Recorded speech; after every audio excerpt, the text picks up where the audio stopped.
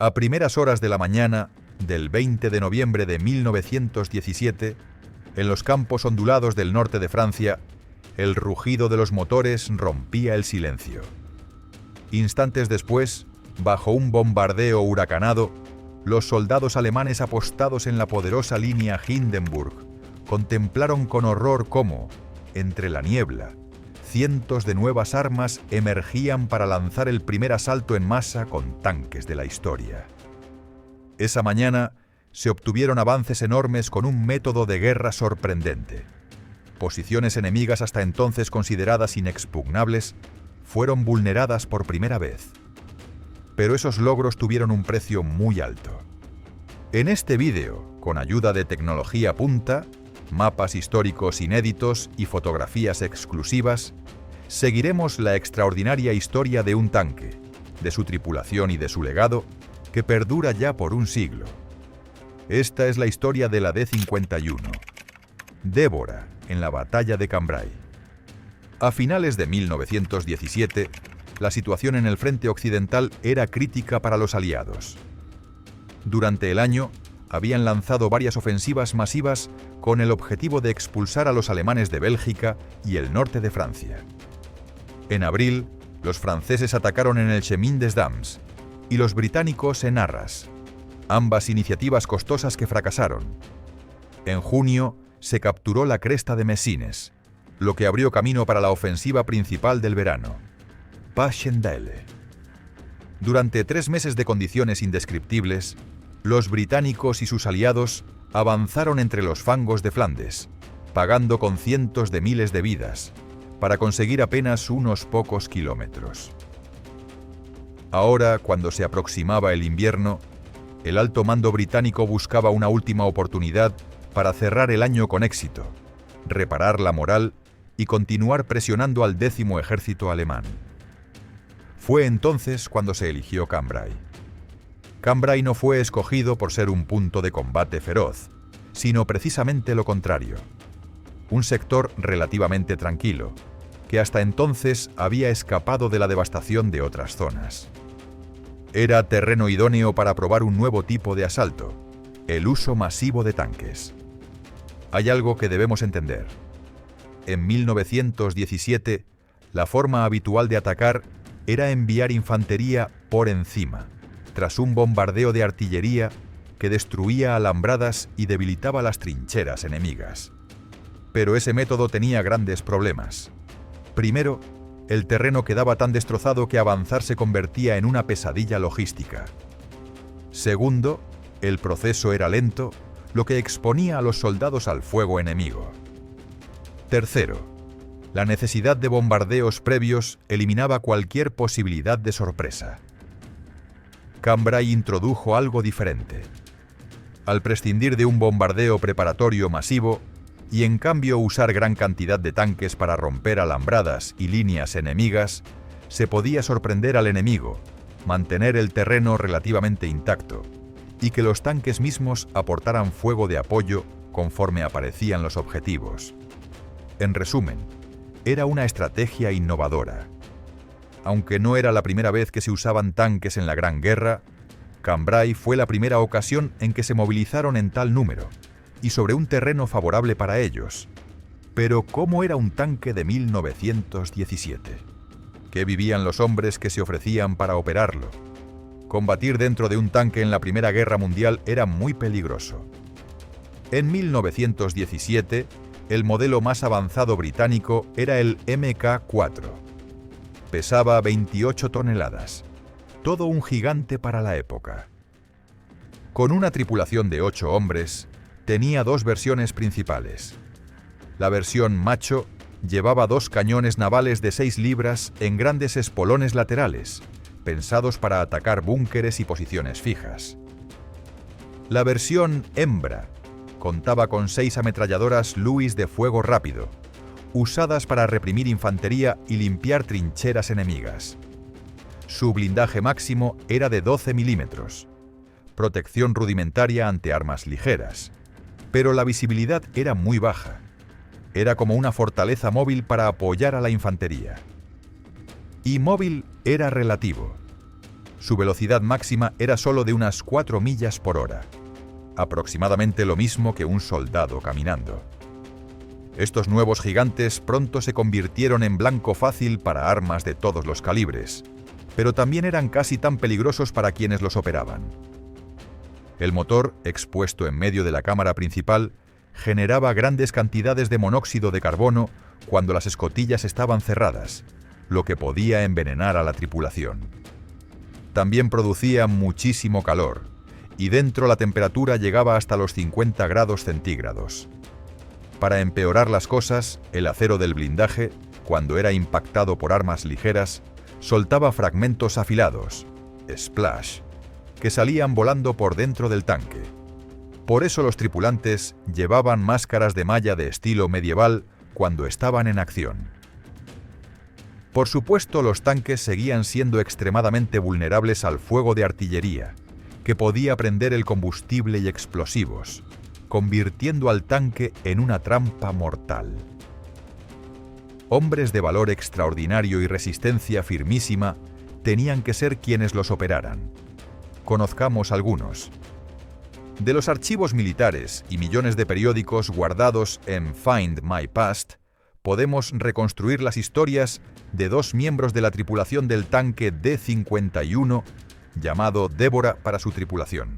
Primero, Frank Gustav Heap, de 24 años, natural de Blackpool, hijo único de un juez de paz acomodado, con posición destacada en lo social. En julio de 1910 era estudiante en la prestigiosa Leys School de Cambridge, cuando su padre asistió para verlo recibir un premio tras aprobar los exámenes de ingreso universitario. Aunque era dedicado al estudio, también mostraba arrojo. Septiembre de 1912. Un accidente con su motocicleta Indian de 2 cilindros lo dejó inconsciente, aunque milagrosamente sin heridas de gravedad. No sorprende que en 1914 se alistara, primero como mensajero en motocicleta en Francia, luego recibiendo comisión en el cuerpo de tanques y finalmente al mando de la Débora. El otro era Joseph William Cheverton. En el censo nacional de 1901 en Mildenhall, Suffolk, aparece como uno de los 4 hijos de Rhoda Cheverton, de Ely, Cambridgeshire, entonces de 3 años de edad, sin padre presente. 4 años después, un registro escolar indica que ingresó y salió del colegio en el mismo año, porque se mudó del distrito. En el censo de 1911, la familia vive en Cambridge. Su padre, Joseph Sr. Coppersmith, trabajador del cobre, y la familia en el número 73 de Thoday Street, en un barrio obrero. Fue por esa misma puerta que el joven de 18 años salió para alistarse cuando estalló la guerra. Llegó a Francia el 29 de septiembre de 1915 y para el momento de Cambrai servía como artillero en el cuerpo de tanques. Ahora, gracias a mapas detallados de trincheras del sector de Cambrai, superpuestos sobre imágenes satelitales modernas, podemos explorar de un modo único el campo de batalla. Esta es la zona de operaciones del ataque que se avecina.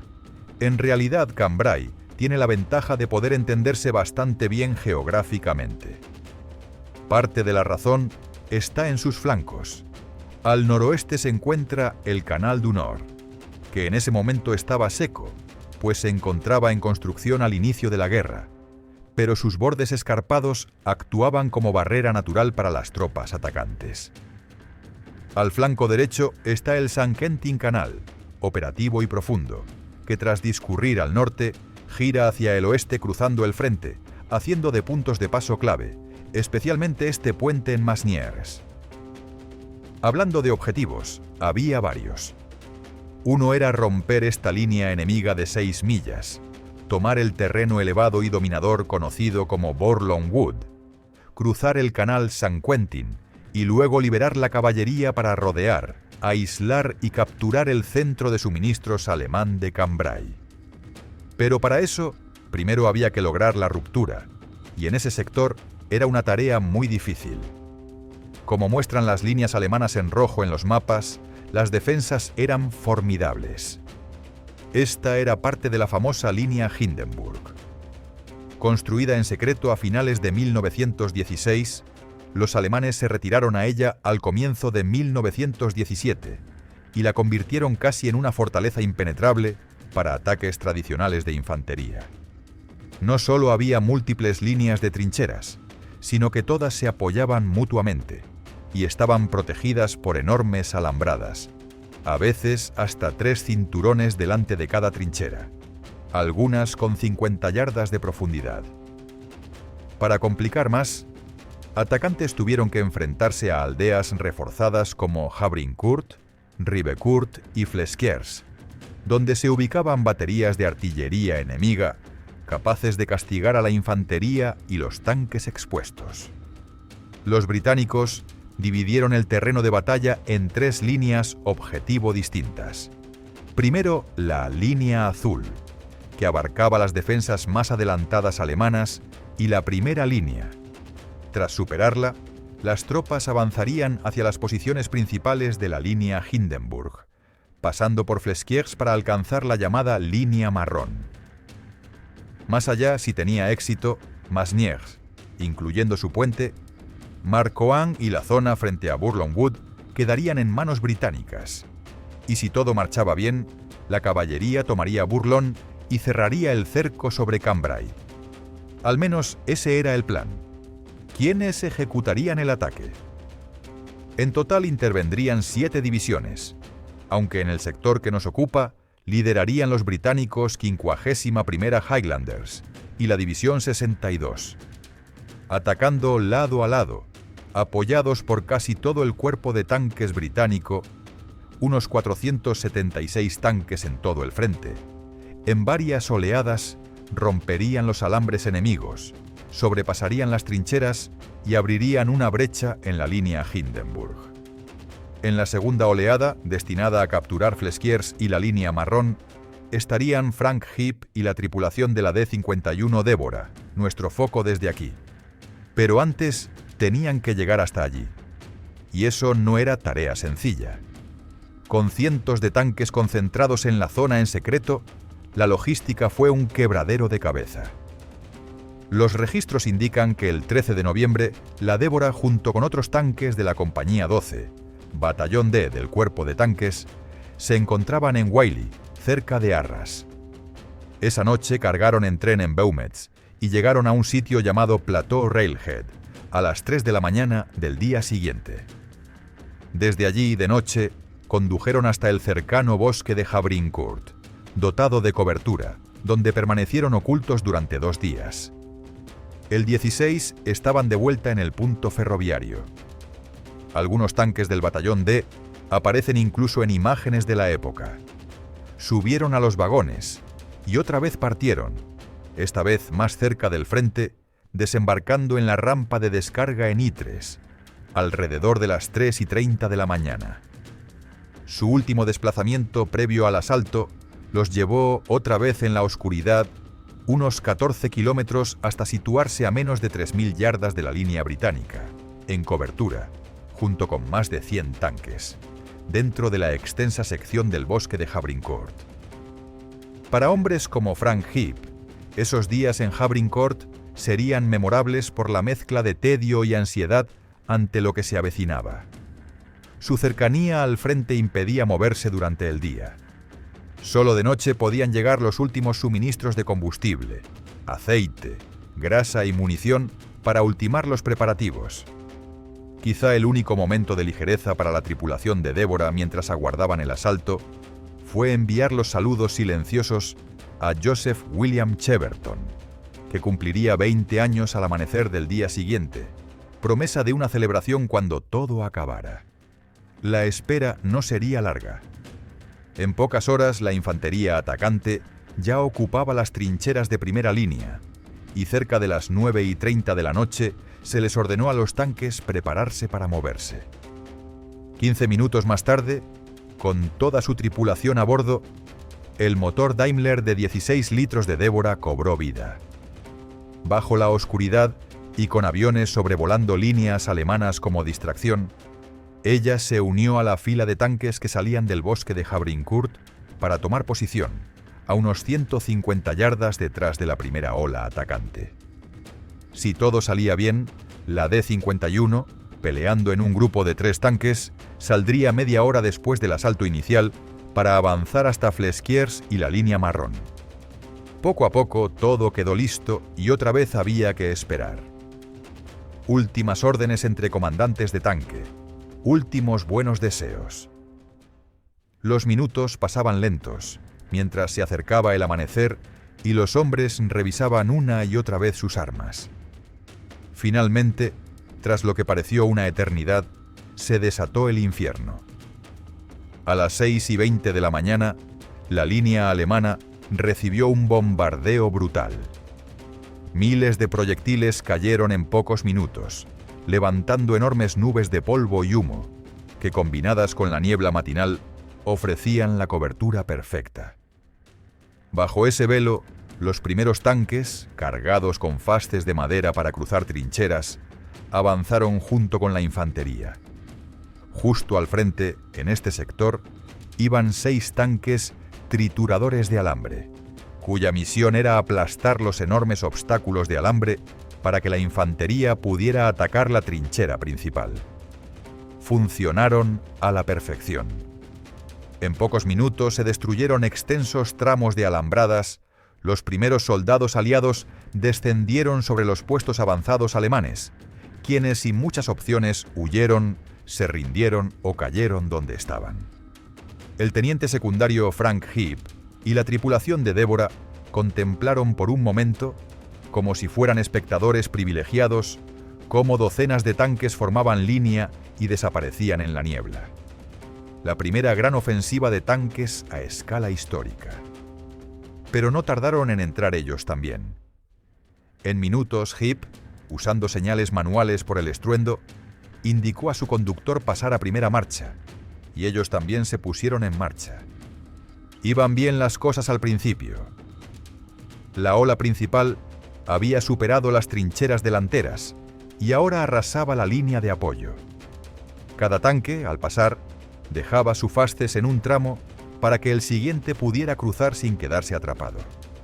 Sin embargo, algunos signos preocupantes comenzaron a aparecer. Fallos mecánicos que habían acosado a los tanques desde su debut en el campo de batalla emergían de nuevo. Algunos se averiaron, otros quedaron atrapados en cráteres de obús o se deslizaron hacia trincheras enemigas. Aún así, en menos de 90 minutos, los tanques de la primera fase habían alcanzado la línea azul, capturando una pendiente conocida como el Gran Barranco. Con la primera fase cumplida, era el turno de la D-51 y los tanques de la segunda ola para liderar el ataque hacia la línea marrón. Se detuvieron por aquí hasta las 8:30 de la mañana para permitir reorganizar hombres y máquinas y para que la artillería comenzara su bombardeo sobre Flesquières.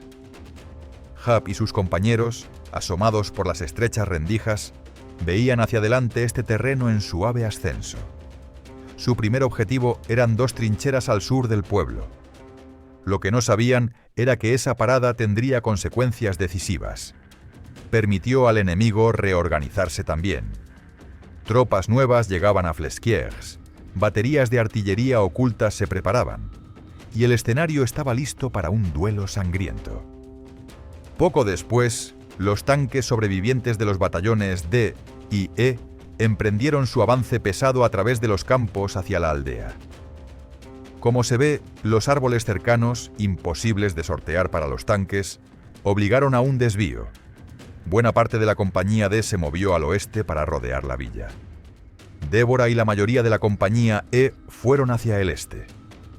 Fue la compañía D al oeste quien atacó primero, usando sus ametralladoras y cañones de 6 libras para machacar la trinchera de apoyo Hindenburg y la de Flesquières a quemarropa. Las tropas apoyadas con bayoneta irrumpieron. En esa lucha corta pero sangrienta, los alemanes cayeron. Todo parecía marchar según lo planeado, hasta que la desgracia golpeó. Sin que los atacantes lo supieran, una batería alemana de 77 milímetros estaba oculta en una encrucijada al borde occidental de la aldea. Cuando los tanques lentos de alto perfil entraron en su campo de visión, comenzaron a disparar a quemarropa. En poco tiempo, 8 tanques fueron destruidos por impactos directos.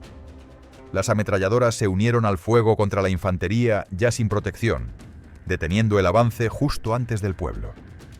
Al mismo tiempo, hacia el este, Débora y el grueso de la compañía E continuaban su empuje. Pero también se toparon con la despiadada respuesta alemana. Al coronar un terreno elevado, justo frente a la línea de apoyo alemana, quedaron al descubierto bajo el fuego de varias baterías atrincheradas. Igual que al oeste, sufrieron pérdidas tremendas. De los 8 tanques del sector, 7 resultaron destruidos, muchas muertes. La infantería, sin tanques que abrieran paso en el alambre enemigo, quedó paralizada. Pagarían ese error con creces. Sorprendentemente, solo un tanque seguía operando. Débora. Había avanzado más cerca del pueblo, evitado milagrosamente la lluvia de fuego, llegado hasta esta carretera y se refugió al borde de Flesquières, entre los edificios. Ahora sola, rodeada por el enemigo, Heap y sus hombres, con determinación, siguieron adelante. Con sus 6 Louis disparando desde todas las troneras, avanzaron hasta la intersección principal del pueblo. Allí, el impacto de ver un tanque solitario disparando contra sus líneas traseras provocó pánico entre los defensores. Dispararon aún más, gastando más de 4.000 cartuchos, antes de que Heap diese órdenes al conductor y al mecánico para maniobrar. Débora se ladeó y prosiguió hacia la periferia del pueblo, rumbo al objetivo final. Avanzando unos 250 yardas por esa carretera, disparando sin pausa, Débora vislumbró por primera vez los campos verdes más allá, donde descansaba su objetivo, la línea marrón. Pero la alegría duró poco. Justo al salir de entre los edificios, al menos 2 baterías enemigas, situadas aquí y aquí, abrieron fuego con toda su artillería. En segundos, varios proyectiles impactaron contra su costado izquierdo, atravesando el tanque, llenando el interior de fragmentos punzantes. En un par de instantes, el combustible y la munición se incendiaron. Dentro, la carnicería fue indescriptible. Foote, Galway, Cheverton y Tipping murieron al instante, y Débora quedó envuelta en llamas. Su avance terminó allí. Aunque Débora dejó de luchar, la batalla de Cambrai continuó. Al final del día, hubo logros reales. Aunque Flesquières se mantuvo en manos alemanas, en otros sectores se ganaron hasta 6 millas de terreno, y quizás lo más importante, se demostró que un ataque masivo de tanques era una táctica viable. Tristemente, ese éxito no se mantendría. En los días siguientes los ataques continuaron, y Flesquières cayó. Pero el objetivo vital, Bourlon Wood, nunca fue completamente capturado. Cambrai permanecería bajo control enemigo. A principios de diciembre, contraataques alemanes golpearon a tropas británicas ya agotadas, y al terminar la batalla, las líneas estaban casi donde habían comenzado aquel 20 de noviembre. Todo ello a un coste combinado de unas 120.000 bajas. La batalla de Cambrai había terminado. Normalmente ahí quedaría la historia, pero esta acción tiene un legado mucho más duradero de lo habitual. Semanas, meses y años después del silencio de los cañones, el campo de Cambrai siguió cubierto de restos de guerra, entre ellos docenas de tanques destruidos en noviembre de 1917. En la mayoría de los casos, esos restos fueron desguazados, retirados o reutilizados, dejando pocos rastros de lo que una vez ocurrió. O eso se creía.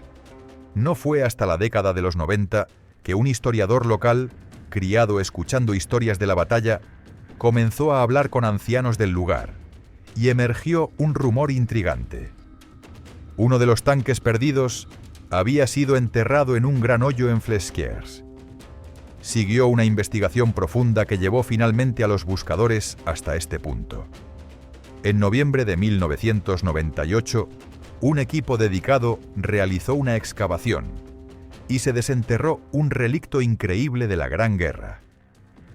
Las investigaciones identificaron al tanque como nada menos que Débora, que había permanecido oculta durante 80 años. Una vez recuperada, Débora se mantuvo durante casi 2 décadas en un granero donde peregrinos al campo de Cambrai solían detenerse para contemplar esa pieza única de historia. Allí permaneció hasta 2018, cuando, gracias al esfuerzo de la Asociación del Tanque de Flesquieres, fue trasladada a un nuevo hogar. Un museo a escasos metros de donde fue destruida, al borde del pueblo. Hoy, con sus cicatrices de batalla bien visibles, ocupa un lugar destacado en la sala central, donde los visitantes pueden explorarla y conocer su historia. ¿Y qué pasó con los hombres que lucharon en ella? Los registros de la época indican que 3 hombres sobrevivieron al bombardeo que destruyó Débora. Uno de ellos sin nombre conservado con certeza, otro conocido. Lance Corporal David Marsden, posiblemente el conductor del tanque. Herido por segunda vez cuando Débora fue impactada, logró volver a casa y sobrevivió a la guerra. Murió en octubre de 1969, a los 82 años. Y finalmente, el teniente segundo Frank Heap, comandante de Débora, que tras su destrucción guió a sus 2 compañeros hacia la seguridad en un arriesgado viaje detrás de las líneas enemigas. Fue condecorado con la Military Cross por el rey Jorge V por el valor demostrado ese día. Regresó a Blackpool, dirigió un hotel durante años, sin olvidar a los hombres que perdió en Flesquières. Heap murió el 5 de diciembre de 1956 en Victoria Hospital, su ciudad natal. Tenía 64 años, y los que cayeron ese día siguen aquí. Hoy descansan en el cementerio británico de la colina de Flesquieres, a pocos pasos del tanque en el que dieron la vida. El cabo George Foote, los artilleros Joe Cheverton, que tristemente no llegó a ver cumplir los 20 años, William Galway y Fred Tipping. 4 hombres que pelearon, cayeron, y de forma adecuada aún reposan uno al lado del otro. Gracias por acompañarnos.